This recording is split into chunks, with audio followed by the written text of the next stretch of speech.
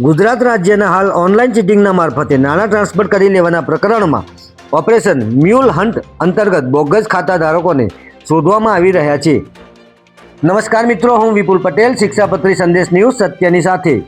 એક નજર આજના મુખ્ય સમાચાર પર. ગુજરાત રાજ્યમાં હાલ ઓનલાઈન ચીટિંગના મારફતે નાણાં ટ્રાન્સફર કરી લેવાના પ્રકરણમાં ઓપરેશન મ્યુલ હન્ટ અંતર્ગત બોગસ ખાતા ધારકોને શોધવામાં આવી રહ્યા છે. ત્યારે 253 કરોડથી વધુના સાયબર ફ્રોડનું કનેક્શન જૂનાગઢ સુધી પહોંચતા જૂનાગઢ સાયબર ક્રાઇમ દ્વારા મોટી કાર્યવાહી કરવામાં આવી છે. દેશભરના 9 એકાઉન્ટ પર 360 જેટલી ફરિયાદો નોંધાવવામાં આવી હતી, જેમાં 253 કરોડની લેણદેણ કરાઈ હતી.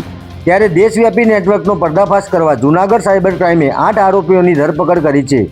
ધરપકડ થયેલા આ 8 આરોપીઓ ભાડે બેંક ખાતા આપતા હતા, જેમાં સાયબર ગઠિયાઓએ કરોડોની રકમ જમા કરાવી હતી અને આ રકમ અલગ અલગ બેંકોમાં ખાતા ખોલાવી હેરાફેરી કરવામાં આવી હતી.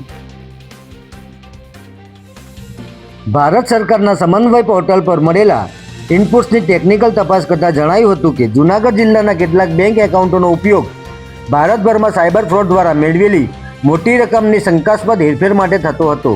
આ આરોપીઓ અને તેમના મળતિયાઓએ ઓનલાઈન છેતરપિંડી કરવાના બદઇરાદે વિવિધ બેંકોના ખાતા ખોલાવીને ઇન્ટરનેટ બેન્કિંગ શરૂ કરાવ્યું હતું.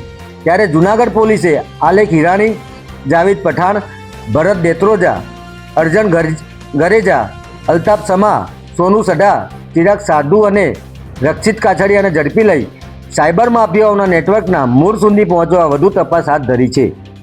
જય હિન્દ, જય ભારત.